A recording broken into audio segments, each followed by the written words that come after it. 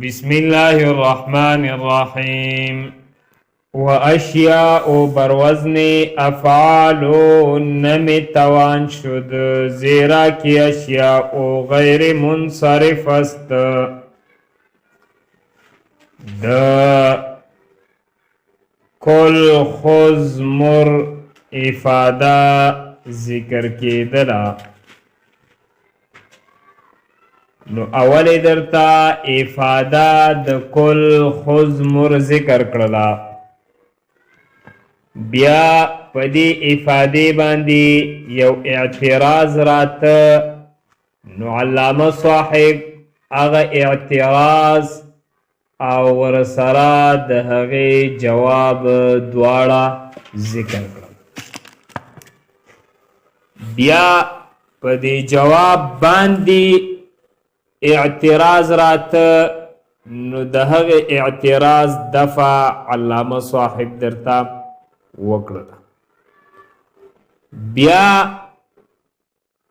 اعتراض راته چې آیا دا قلب مکانی په کلام عربو کې په کمبلزی کې واقع کیږي او کنا که صرف په دغه درې صیغو کې د شذوذ د شاذوالی ختمولو لپاره دا اصطلاح مقرر کړی شوی دا جوړه کړی شوی د دې اعتراض بیا درته د دې اعتراض جواب بیا درته څه ذکر کو درته ویلې چې نا رورا په کلام عرب کې چې ده دا قلب مکانی ډیر واقع کیږي خو عموما د دې څو صورتونه دي درې اول درته ذکر کړل که فا کلمه دا د عین کلمې ځای ته وړل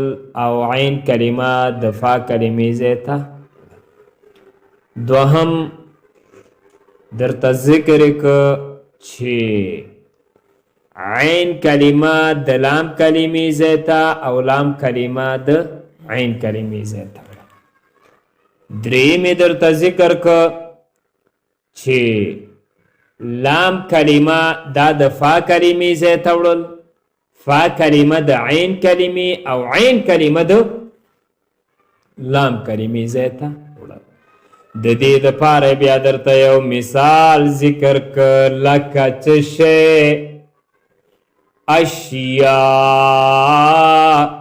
چې دا په اصل کې شی او د اصل کې څه شی دی شی او نو په دې کې قلب وشو لام کلمه د فا کلمې ځای ته راوړلی شوله فا کلمه د عین او عین کلمه د چا ځای ته لام کلمې ځای ته نو د دې نه جوړ شو اشیا په وزن د لفعا صحیح شو اوس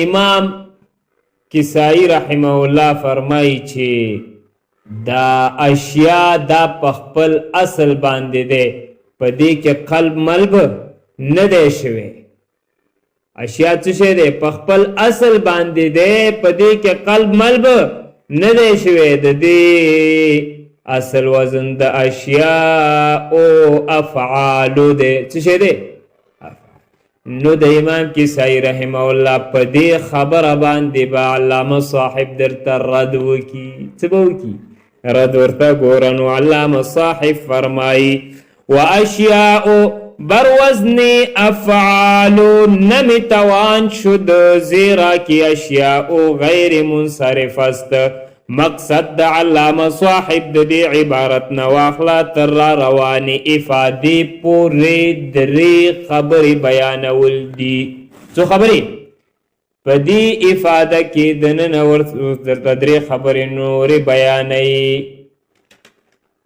په اوله ورځ یوه خبره په افاده کې ذکر شوه په دوهمه ورځ په دوهم سبق کې پکې څو خبرې ویلې درې او درې بنن وایو درې څو شو په کلي کې مو شپږ او یو نو په دې افاده کې ټولې چووې پوه شو. نو اول نمبر خبره چې په نن سبق کې علامه صاحب درته ذکر کوي رد به وکړي په امام کسائی رحمه الله. په چا باندې؟ امام کسائی. دوهم نمبر خبره علامه صاحب به درته ذکر کی د قلب د پیژندلو درې نښې درې علامې. د قلب د پیژندلو څو نښې به درته ذکر کی درې.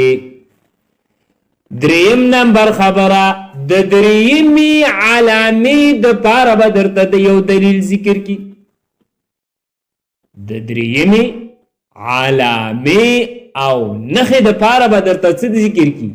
یو دلیل به ذکر کی درته.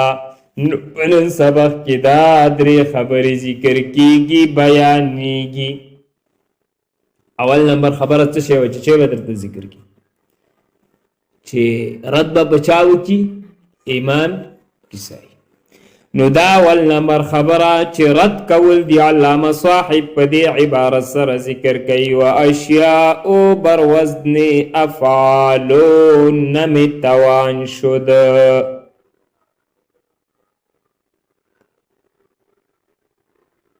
مقصد د علامه صاحب په دې عبارت سره رد کول دی پچا امام کسائی. امام کسائی رحمه الله فرمائی چې دا اشیاء او دا پخپل اصل باندې دی په دې کې قلب نه دی شوی. دا اشیاء او دا پخپل اصل باندې دی په وزن د افعالو. په وزن د چا؟ افعال. اشیاء خپل اصل دی قلب مل پکې نه دی شوی او د دې وزن جوړیږي څه شی؟ افعال. نو علامه صاحب فرمای چې د امام کسائی دا خبره صحیح نه ده چې اشیاء کې قلب نه دی شوی دا په خپل اصل باندې دی دا اشیاء. دا خبره صحیح نه ده. ولې ځکه چې اشیاء دا په وزن د افعالو باندې نشي راتللی. اشیاء په وزن د چا نشي راتللی؟ په وزن د افعالو نشي راتللی. ولې نشي راتللی؟ ځکه نشي راتللی چې اشیاء دا غیر منصرف دی. اشیاء څه شی دی؟ غیر منصرف دی. نو کچیرې مونږه اشیاء دا پخپل اصل باندې اومنو چې دا اشیاء پخپل اصل باندې دی په وزن د افعالو په دې کې قلب نه دی شوی. نو بیا دا اشیاء په دې صورت کې غیر منصرف ګرځي بغیر د کوم سبب نه. بیا څه چل کېږي؟ څه ورانه کېږي؟ دا اشیاء په دې صورت کې غیر منصرف ګرځي بغیر د څه شي نه؟ بغیر د کوم سبب نه. سبب مبب پکې د غیر منصرف والی نشته دی او څه تی جوړیږي؟ غیر منصرف. موږ مخکې ویلې که نه اشیاء دا دی څه شی؟ غیر منصرف دی. څه شی دی؟ غیر منصرف دی. اوس کچیرې مونږ په دې کې قلب ونه منو او وایو چې اشیاء دا په خپل څه دی؟ اصل باندې دی په دې کې قلب نه دی شوی. نو بیا دا اشیاء غیر منصرف ګرځي بغیر د څه شي نه؟ کوم سبب نه. ځکه په دې صورت کې بیا د دې اشیاء په آخره کې چې کومه حمزه ده دا اصلي ګرځي. دا څنګه ګرځي؟ اصلي په مقابل د لام کلمې کې نو اصلي ګرځي. او د غیر منصرف د پاره سبب هغه حمزه ممدوده ګرځي چې هغه زائد وي او د تانیث لپاره وي. د غیر منصرف لپاره سبب کومه حمزه ممدوده ګرځي چې هغه څه شی وي؟ زائد وي او ورسره د څه لپاره وي؟ تانیث لپاره وي. نو په اشیاءو کې چې دا منګه په خپل اصل باندې ومنو نو حمزه ممدوده بیا زائده ګرځي که اصلي؟ اصلي ګرځي وروره. تر دې ځای پورې ورسېدلی او کچیرې مونږه په دې اشیاءو کې قلب ومنو اشیاءو کې قلب څه کو ومنو دا وایو چې اشیاءو کې قلب شوی دی چې د اشیاءو اصل څنګه دی شیئا او په وزن د فعلا او نو بیا د دې غیر منصرف واقع کېدل صحیح دی بیا د دې اشیاء غیر منصرف واقع کېدل څنګه دي صحیح دي ولې ځکه چې په دې صورت کې بیا په دې آخره کې چې کومه حمزه ممدوده ده دا زائده ګرځي او د چا د پاره راځي بیا د تانیث لپاره او کله چې حمزه ممدوده زائده وي او د تانیث د پاره وي نو بیا دقه یو سبب دا قائم مقام د څو سببونو ګرځي دو سببونو ګرځي څو سببونو ګرځي یو سبب قائم مقام د دو سببونو ګرځي چې د دو سببونو وګرځېدو نو اشیاء او کې د غیر منصرف والی سبب څه شو موجود شو په دې ورسېدلې نو د دې نه هم معلومه شوله چې په اشیاء کې قلب شوی دی اشیاء دا په خپل اصل باندې نه دی نو چې په قلب په اشیاء کې شوی دی د قلب نه وروسته د دې اشیاء وزن څه ګرځي او افعال وزني نه ګرځي نو اشیاء په وزن د چا دی او نه په وزن د چا افعال باندې خبره ما کړله خلاصه کته وی پوه شوی هلکه څه مې ویلې مقصد د علامه صاحب په دې عبارت سره رد کول دي په چا باندې امام کسائی رحمه الله باندې اول نمبر خبره ده امام کسائی رحمه الله څه فرمایي چې اشیاء او دا چې دی دا په خپل اصل باندې دی په دې کې چې دی قلب ملب نه دی شوی دا په خپل اصل دی په وزن د افعالو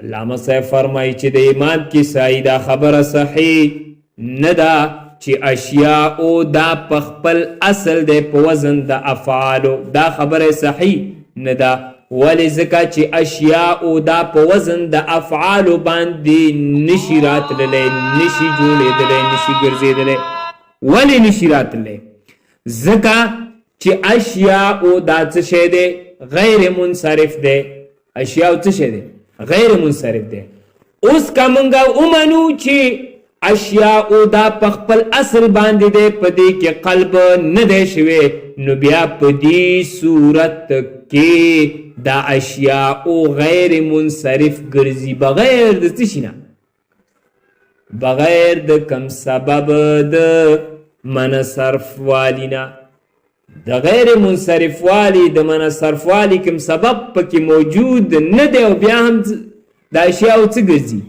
غیر منصرف ګرځي حالانکه دا خلاف القانون او خلاف القاعده ده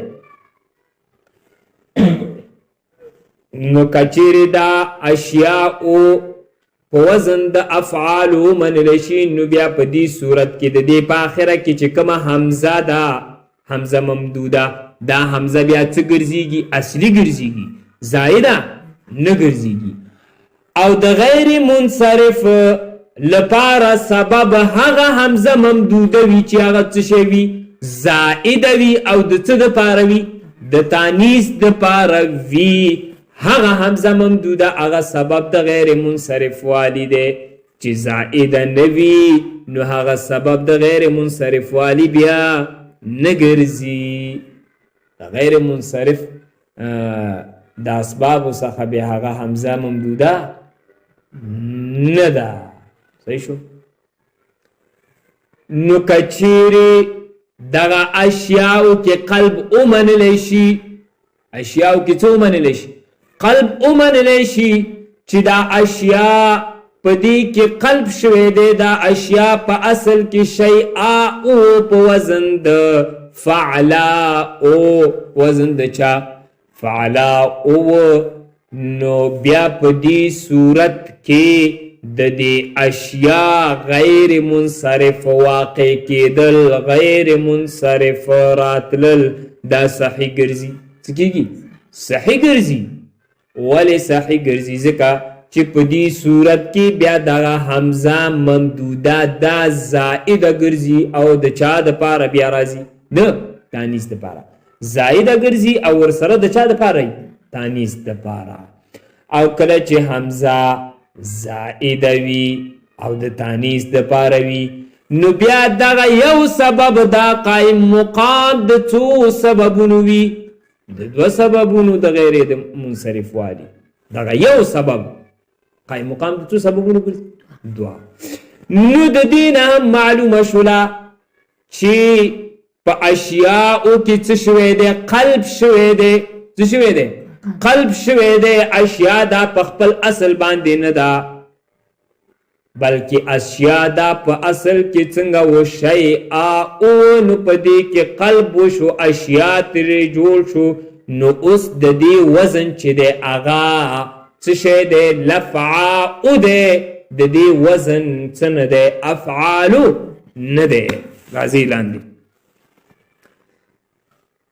نو دا اول نمبر خبر علامه صاحب ذکر کوي فرمایي وا اشیاء او اشیاء بر وزن افعال نمی توان شد په وزن د افعال نشی راتللی نشی کېدلی لکه څنګه چې څوک وایي امام کسائی رحمه الله چې دا په خپل اصل باندې دی د کې قلب ملم نه دی شوی دا په وزن د چا دی وروره افعالو دی د افعالو په وزن باندې کېږي چې په خپل اصل چې قلب کې ونه منلی شي زیرا کې وایي ولې په دغه افعالو وزن نشي راتللی زیرا کې ځکه چې اشیاء غیر منصرف اشیاء ماما څه شی دی غیر منصرف دی و بر تقدیر بودنش بر وزن افعالو او د افعالو وزن کېدلو په صورت کې په کوم صورت کې او د افعالو د وزن کېدلو په صورت کې چې دا منګه اومنو چې په دې کې قلب په دې اشیاءو کې قلب نه دی شوی دا اشیاء په خپل اصل باندې دی په وزن د افعالو په دې صورت کې څه خرابي راځي او اوس درته وایي خرابي درته په ګوته کوي سبب برای من صرف کوم یو سبب د من صرف لپاره آن یافتن نمی شود پا دی اشیاءو کی بیان نموندلے کی گی نموجودی کی سبب کم یو سبب برای من صرف دڅ د پارا د من صرف والی د غیر منصرف چې کم نه اسباب دی د هغو څخه کم سبب آن پدغی اشیاؤ کی یافتن نمی شود بیا نموجودی گی نموندلے کی گی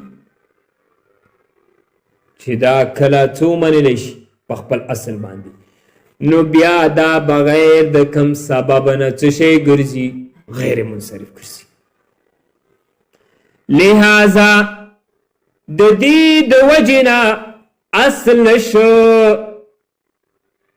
د دې اصل د دې اشیاء اصل بر وزن فعلا او قرار دادا ان په وزن د فعلا او غنلې شوی وزن د چا غنلې شوی دی فعلا او دغه خرابي پکې راځي کچېره موږ د اشیاء په خپل اصل باندې وګڼو چې دا وګڼو دا په خپل اصل دی په دې کې قلب نه دی شوی په وزن د افعال دی بیا د اشیاء دا غیر منصرف واقع کیږي بغیر د څه کم سبب نه او بغیر د کم سبب نه د کمی کلمې غیر منصرف واقع کېدل دا خلاف القانون و قیاس دي نو د دې خرابي د وجې نه په دې کې مونږ وایو چې څه شوی دی قلب شوی دی لہذا اصلش نو لہذا د دې د وجې نه چې دغه خرابي پکې راځي دا مخکې چې کومه خرابي مونږ ذکر کړله چې دا غیر منصرف ګرځي بغیر د کم سبب نه بر وزن فعلا او قرار دادا ان دا په وزن د فعلا او ګڼلی شوی یا په وزن د فعلا او ګڼلی شو کې حمزه ممدوده چې حمزه ممدوده سبب من صرف است په دې فعلا او کې دا سبب د څه شي دی من صرف دی قائم مقام دو سبب قائم مقام د څو سببونو دا یو سبب قائم مقام د دو سببونو دی کې حمزه ممدوده چې حمزه ممدوده سبب من صرف است دا سبب د من صرف دی قائم مقام دو سبب او دا حمزه ممدوده قائم مقام د دو سببونو دا وبعد قلب اشیاء وبعد قلب اشیاء او د قلب نورستا اشیاء بر وزن تفعاء شدا زما کتاب کې تفعاء د احساسو کې څه دی لفعاء د اصل کې دلته دا ده وبعد قلب او رستا د قلبنا اشیاء دا اشیاء بر وزن لفعاء شدا دا اشیاء په وزن د چا جوړ شو لفعاء جوړ شو نه په وزن د چا دی افعال مفعال په وزن نه دی نویستان کے قلب دیگر اخوان اشتقاقیان کلمه شناخت می شود دوهم نمبر خبره څه وه چې د قلب د پیژندلو څو نښې او علامې به درته ذکر کړي درې نښې او علامې نو اوس دا درې نښې او علامې د قلب د پیژندلو د قلب مکانی د پیژندلو علامه صاحب درته ذکر کوي فرمایي نویشتان کې قلب په دې درې علامو کې چې کومې اولنۍ دوه علامې علامه صاحب درته نښې علامه صاحب درته د قلب مکانی ذکر کوي د عام صرافو هم ذکر کړي دي کومه چې بیا درېیمه علامه او نښه د قلب مکانی د پیژندلو ده هغه بیا د چا ذکر کوه استاذ محترم پوه شو دې ته به خیال کوئ نو هر علامه چې مې ویلې نښه چې مې ویلې لاندې کتاب کې به یې ورسره څه کوو زمزمه کوو پوهېدې نویشتان کې قلب اوله نښه او علامه د قلب د پیژندلو دا ده چې په دې کمې کلمې او صیغې کې قلب شوی وي د دغې د نورو مشتقاتو نه د نورو صیغو نه قلب پیژندلی کېږي په کومې صیغې کې چې شوی وي قلب شوی وي تغییر شوی وي د دغې صیغې د مادې چې کومې نورې صیغې دي کوم نور مشتقات دي د هغو نه قلب څه کېږي پیژندلی کېږي چې په دغې صیغه کې څه شوی دی قلب شوی دی یعنی په کمی کلمې کې چې تغییر شوی وي په کمی کلمې کې چې قلب شوی وي د دغې کلمې د مادې په نورو صیغو کې د حروفو ترتیب د دغې کلمې د حروفو د ترتیب نه جدا وي مختلف وي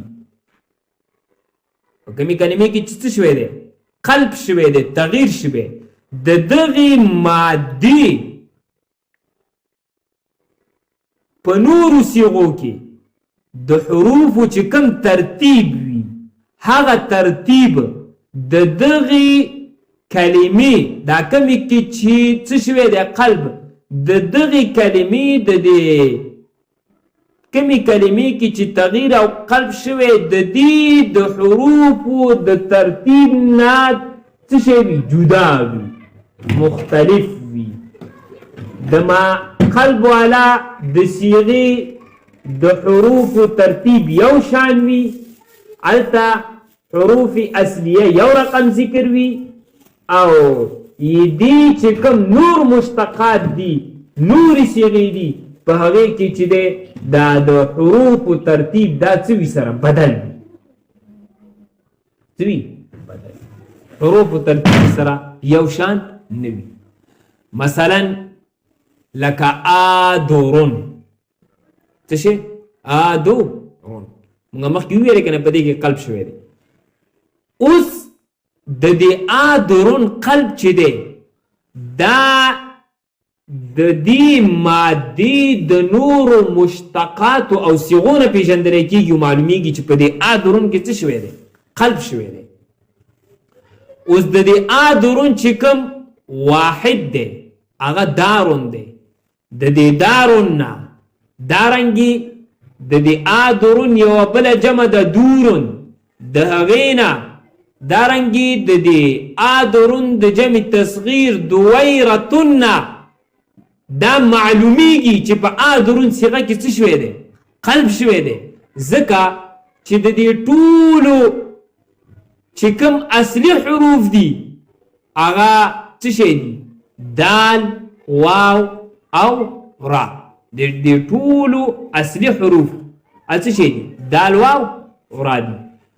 نو په دارون کې د حروفو ترتیب یو شان دی، دارنګې په دویرتون تصغیر کې، دارنګې دورون په جمع کې، په دې دریو صیغو کې د حروفو ترتیب یو شان دی.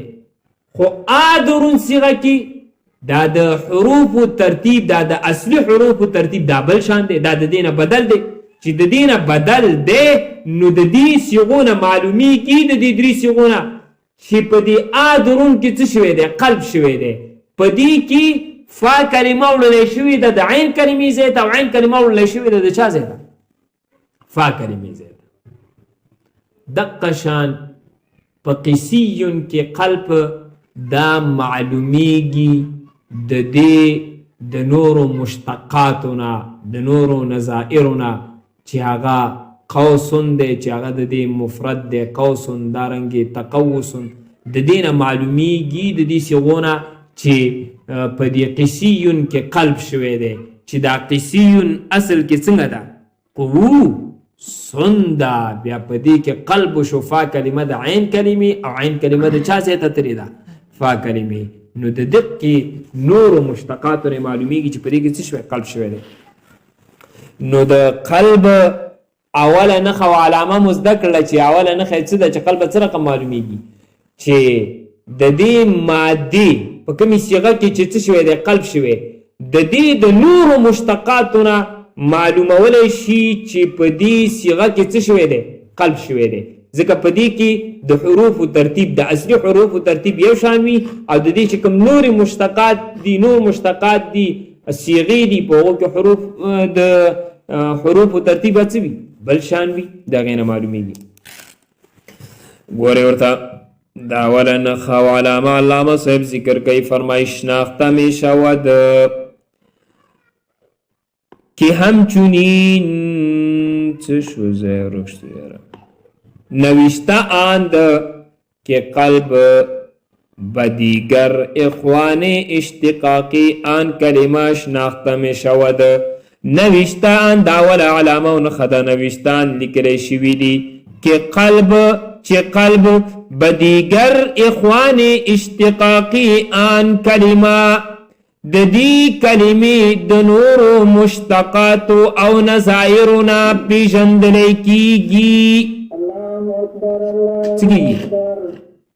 چې قلب بدیگر اخوان اشتقاقی آن کلمه د دې کلمې د نورو مشتقاتو او نظائرو څخه شناخته می شود، پیژندلی کیږي. چې په دې صیغه کې څه شوی دی؟ قلب شوی دی، تغییر شوی. ځکه په دې کې د حروفو چې کوم ترتیب وي هغه یو شان وي، په دې نورو مشتقاتو کې د حروفو ترتیب څه وي؟ بل شان وي، بدل وي. د دې نه معلومیږي. مثل آدرون لک آدرون کې په لفظ دارون چې د لفظ د دارون واحد و دورون جمع او د دورون جمع، دویرتون تصغیر او د دویرتون تصغیر نه معلوم می گردد. معلومیږي چې په دې لفظ د آدرون کې څه شوی دی؟ قلب شوی دی. صحیح شو. د دې نورو مشتقات و الفاظو نه معلومیږي د دارون واحد، د دورون جمع، د دویرتون تصغیر نه چې په دې لفظ د آدرون کې قلب شوی دی. کې در آدرون چې په آدرون کې عین بجای فا رفتا عین کلمه دا د فا کلمې ځای ته تللی او فا کلمه د عین وهمچنین در قیسیون هم دقه شان په قیسیون کې از لفظ قوسن د لفظ د قوسن و تقوسن او دارنګې د لفظ د تقوسن مدرک می گردد معلومیږي کې اصل قیسیون قوسن بودا چې اصل د قیسیون دا څه شی دی قوسن کې اصل قیسیون چې اصل د قیسیون قوسن بودا قوسن و همچنین قلب شناخته می شود بین که اگر قائل بل قلب نشوند من صرف بے سبب لازم آید. دا دوهمه نښه د قلب او علامه د قلب درته ذکر کوي.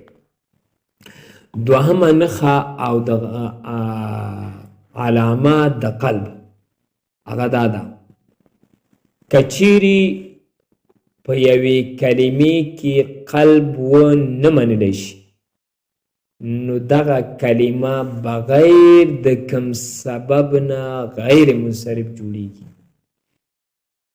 څه مې ویلې لکه اشیا چې مخکې ذکر شو کنه پوره تفصیل سره خبره وکړه.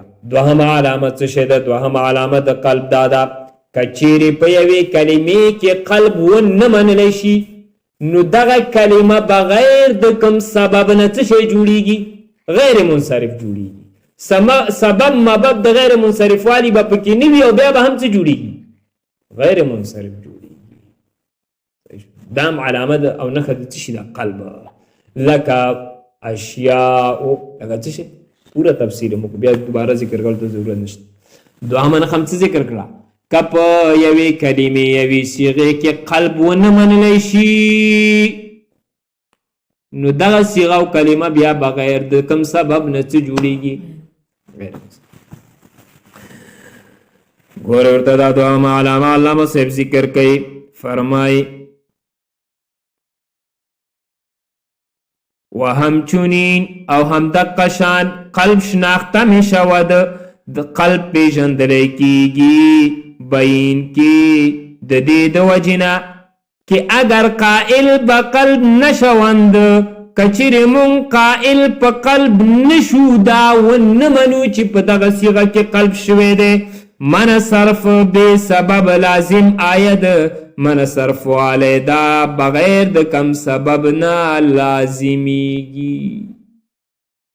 کلمه دا بغیر د کم سبب نه څه جوړیږي؟ بیا غیر منصرف جوړیږي. که موږ په دې کلمې کې څه نه منو؟ قلب ونه منو وروره.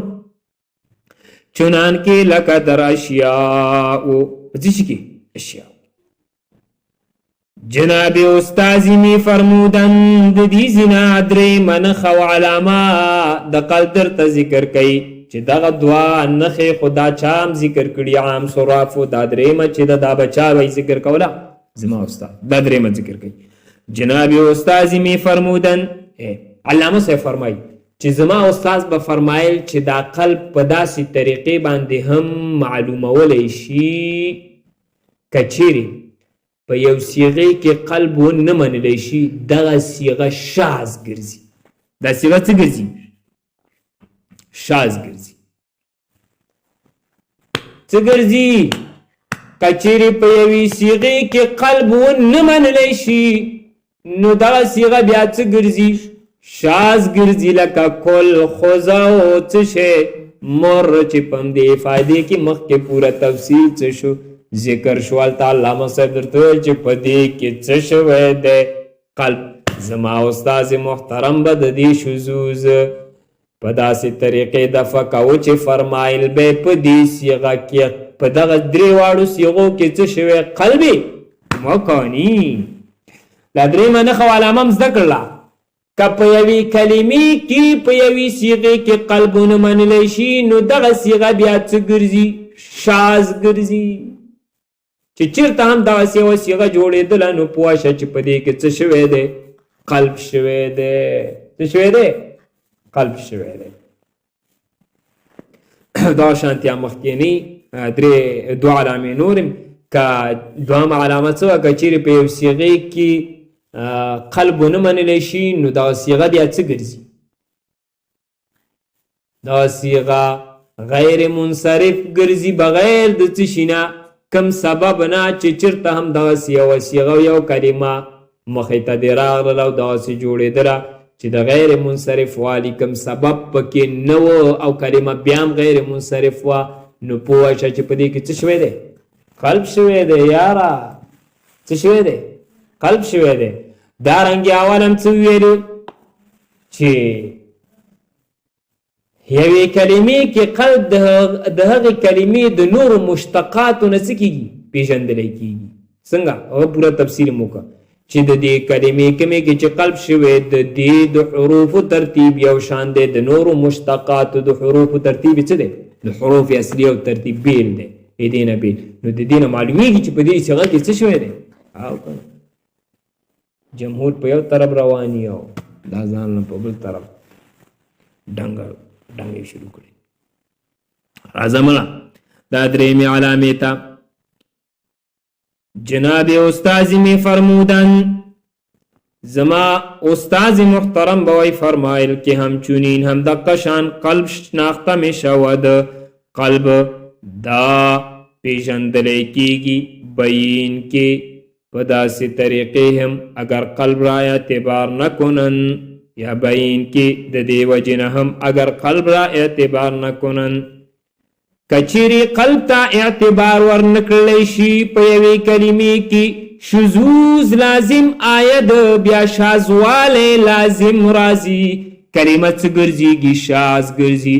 چې کلمه شاذ ګرځي نو دا هم د دې علامه دا نښه ده چې په دې کلمې کې په دې صیغې کې څه شوی دی؟ قلب ماما شوی دی. چنانکې لکه در کل خوز مر په کل خوز او مر صیغه کې چنانکه من اثر بے سبب خلاف قیاس وداعی. دریم نمبر خبره پنن سبق کې او خرانه خبره څنګه وا چې د دریمې علامې د پاره به څه درته ذکر کی؟ دلیل. دریم علامه او نښه د قلب درته څه ذکر کړله؟ که چیرې په یوې کلمې کې قلب ونه منلی شي نو دغه کلمه بغیر د دا کلمه بیا څه ګرځي؟ شاذ ګرځي. دا کلمه څه ګرځي؟ شاذ ګرځي. اوس دقې درېیمې علامې او نښې دپاره علامه صاحب درته دلیل ذکر کوي. نو فرمایي علامه صاحب فرمایي لکه څنګه چې د یوې کلمې بغیر د کوم سبب نه غیر منصرف واقع کېدل دا خلاف القانون دی. لکه څنګه چې د یوې کلمې د کوم سبب نه بغیر غیر منصرف واقع کېدل دا خلاف څه دی؟ قانون دی. او دا د دې خبرې تقاضا کوي چې په دې صیغې کې اعتبار چاته ورکړلی شي؟ قلب ته. قلب ومنلی شي. همدقه شان په همزی کې د تخفیف علت او سبب موجود د نه موجودېدلو باوجود هم تخفیف کول یا په حرف علت کې د تعلیل سبب او علت نه موجودېدلو باوجود هم تعلیل کول دا د دې خبرې دا خلاف القانون دی. دا څه دی؟ خلاف القانون. او دا هم د دې خبرې تقاضا کوي چې په دې کې اعتبار دا قلب ته ورکړلی شي. په دې صیغو کې قلب ومنلی شي. بعد دې وته دلیل مې وویلې که پوه شوې څه مې ویلې؟ لکه څنګه چې د یوې کلمې بغیر د کوم سبب نه غیر منصرف واقع کېدل دا خلاف القانون خلاف القاعده دی. نو دا د دې خبرې تقاضا کوي چې په دې کې د اعتبار چاته ورکړلی شي قلب ته په دې کې د قلب ومنلی شي نو دا خبره دې ومنلی شي چې په دې صیغې کې قلب واقع شوی دی په دې صیغې کې څه واقع شوی دی قلب واقع شوی نو هم دغه شان په همزې کې د تخفیف سبب او علت نه موجودېدلو باوجود هم تخفیف کول او دارنګې په حرف علت کې د تعلیل نه موجودېدلو د تعلیل د سبب او علت نه موجودېدلو باوجود هم تعلیل کول دا خلاف القیاس او خلاف القانون دی چې د تخفیف سبب موجود نوی ته په همزه کې بیا هم څه کې تخفیف کې د تعلیل سبب او علت موجود نوی ته بیا هم په حرف علت کې تعلیل کې دا څه شی دی خلاف القانون او خلاف القاعده نو دا هم د دې خبرې تقاضا کوي چې په دې کې اعتبار چاته ورکړلی شي قلب ته اعتبار ورکړلی شي په دې کې قلب ومنلی شي چې په دغې صیغو کې څه شوی دی قلب شوی دی په دې کومې صیغو کې چې په همزې کې د تخفیف د سبب نه موجودېدلو باوجود هم تخفیف کیږي د حرف علت کې د تعلیل د سبب نه موجودېدلو باوجود هم تعلیل کیږي نو په دې صیغو کې دې هم دې خبرې ته اعتبار ورکړلی شي چې په دې صیغو کې څه شوی دی قلب شوی دی قلب دې پکې ومنلی شي که په دلیل پوه شوئ راځئ لاندې اوس ووایو وایي چونان کې لکه څنګه چې معنی صرف بے سبب بغیر د سبب نه خلاف قیاسس دا خلاف القانون او خلاف القیاس ده یعنی د یوې کلمې بغیر د کوم سبب نه غیر منصرف واقع کیدل دا څه شی دی خلاف القانون او خلاف القاعده لکه څنګه چې دا د یوې صیغې د کوم سبب نه بغیر دا غیر منصرف واقع کیدل دا خلاف القانون او خلاف القاعده دی او داعی اعتبار قلب ګرځیدا او په کلمې کې د قلب د اعتبار کیدلو تقاضا کوي همچنین هم دغه رنګې استاد الفاظ بوي وداعی اعتبار قلب ګرځیدا او په کلمې کې د قلب د اعتبار کولو تقاضا کوي دا تقاضا کوي دا چې په دې صیغې کې د قلب ومنلی شي قلب ته د اعتبار ورکړلی شي د دې خبرې تقاضا کوي همچنین هم دغه رنګ هم دغه شان تخفیف همزه تخفیف د همزې یا اعلال یا د اعلال بتحقق علت بغیر د علت موجودېدلو نه خلاف قیاسس دا خلاف د څه شي دی قیاس څه مطلب ګورې همچنین تخفیف همزه همدغه شان تخفیف د همزې تخفیف یعنی په همزې کې د تخفیف علت او سبب نه موجودېدلو باوجود هم په همزې کې څه کول تخفیف کول یا اعلال یا په حرف علت کې د تعلیل سبب او دارنګ تعلیل د علت نه موجودېدلو باوجود هم په دې حرف علت کې څه کول تعلیل کول خلاف قیاسس دا څه شی دی خلاف القیاس ضروره د قانون خلاف دا هم دي څنګه چې هغه دي دا هم څه دي خلاف القانون څنګه چې یو صیغه بغیر د کوم سبب نه غیر منصرف واقع کېدل خلاف القانون دي خو دا هم څه شی دي خلاف قانون. سبب او علت موجود نه وي ته تخفیف او څه کې تعلیل کې خدام خلاف قانون دي. نو څنګه چې الته اعتبار څه ته ورکول کېده قلب ته همدغه شان دلته به اعتبار څه ته ورکولی شي قلب ته که نه. وایي ګوره وداعی برای اعتبار قلب متوان شد او دا هم د قلب د اعتبار کولو مقتضی کېدلی شي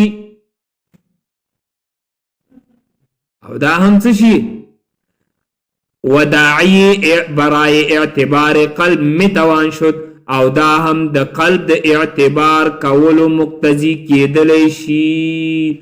نو دا هم د دې خبرې تقاضا کوي چې دلته د هم اعتبار چا ته ورکړلی شي قلب ته ورکړلی شي. په دې کې د هم څه ومنلی شي قلب ومنلی شي څنګه چې د هلته منه دلته هم څه کوي ومنه. پوه شوئ بس ده. نن سبا کې هم ټولې څو خبرې ذکر کړي. 3 اول نمبر خبره رد په چا، دوهم نمبر خبره څه وه نښې د څه شي د قلب د پیژندلو 3 او دریم نمبر خبره دلیل. صحیح شو. دا 3 خبرې وي او په دې افاده کې د دې کل خذ مور په دې ټولې افاده کې څو خبرې ذکر شوې. اول نمبر خبره څه وه افاده یې درته ذکر کړله. دوهم نمبر خبره څه وه په دې افادې باندې اعتراض راته نو هغه اعتراض او ورسره څه شي علامه صاحب ذکر کړ جواب ذکر کړ. دریم نمبر خبره په دې جواب باندې اعتراض راته نو هغه اعتراض علامه صاحب څه کړ دفع کړ دغه جواب ذکر کړ. او څلورم نمبر خبره څه شوه یو اعتراض راته دغه دفع علامه صاحب څه ده وکړه. اعتراض څه و چې آیا دا قلب د عربو په کلام کې بل ځای کې موقع دی که نه صرف دلته په دغې 3 صیغو کې د شذوذ د ختمولو لپاره دا قلب څه شو دا د قلب اصطلاح مقرر کړی شوه. د دې جواب یې درته وکړ. او څلورم نمبر خبره چې نن سبق کې مونږ ویلې هغه څه شی وه. پنځم نمبر خبره څه شی وه رد په چا امام کسایي. او شپږم نمبر خبره چې نن سبق کې دویم نمبر خبره وه نښې او علامې د څه شي قلب مکاني 3 درته ذکر کړي. او اووم نمبر خبره څه شی وه په درېیمې علامې او نښ د درېیمې علامې او نښې دپاره یې درته څه ذکر کړ یو دلیل ذکر